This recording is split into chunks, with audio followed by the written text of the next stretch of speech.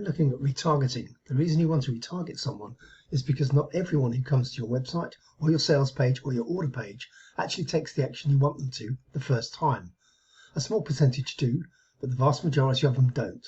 So we have to get the information in front of them again and again. So the way the funnel works perfectly is if they go through all the steps, which is what we want them to do. So we have paid traffic, which is from sources like Google Ads, Facebook ads, display advertising, anywhere that you're actually paying for traffic. And then you can also have organic traffic from Google search, from a Facebook page, from a blog, all the different places they can find you organically. And we want to send them to an opt-in page. And the reason we want them to opt in and not send them directly to buy something is because we want to provide them the option to get something of value in exchange for their email address.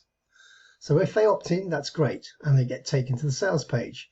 They see our offer and they decide, yes, I want to have that. They click yes and go to the order page.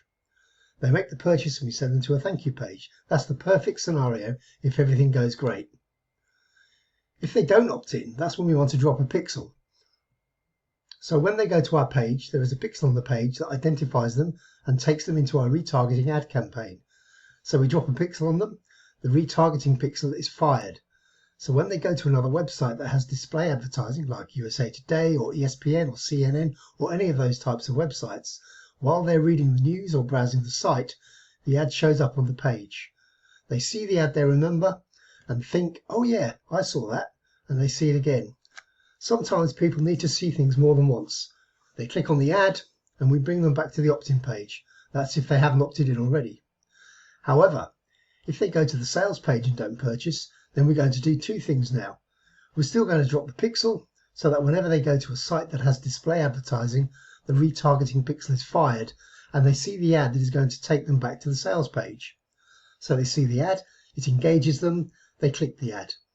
We don't need to send them back to the opt-in page because they've already opted in. We go ahead and send them back to the sales page.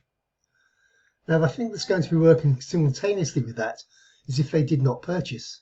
We're going to put them into an autoresponder with a reoffer campaign. This means we're going to have a series of emails that are going to go out to them. Typically, it's a 3-tier series that goes by gain, logic, and FOMO, or fear of missing out, to send them back to the sales page. So we're going to have both of these things working in parallel. Usually, the reoffer campaign is spread out over 4 or 5 days, and once that's done, we typically put them into other offers. But the thing with a pixel is that you can keep that running for 30, 60, or up to 90 days and continue to show them the ads to bring them back to the sales page. So those are the items that are going to help to bring them back and increase the conversions, because if you don't have retargeting set up and you don't have a reoffer campaign, you only have one bite at the cherry. By having the retargeting pixel in there so that when they visit the page they are identified, whenever they go to another website that has banner ads, the pixel gets fired. It puts our ad in front of them and they recognize it. They click the ad and go back to where we want them to make a decision.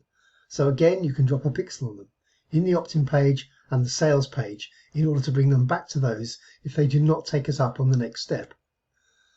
And that's how a retargeting funnel will operate once you have it set up.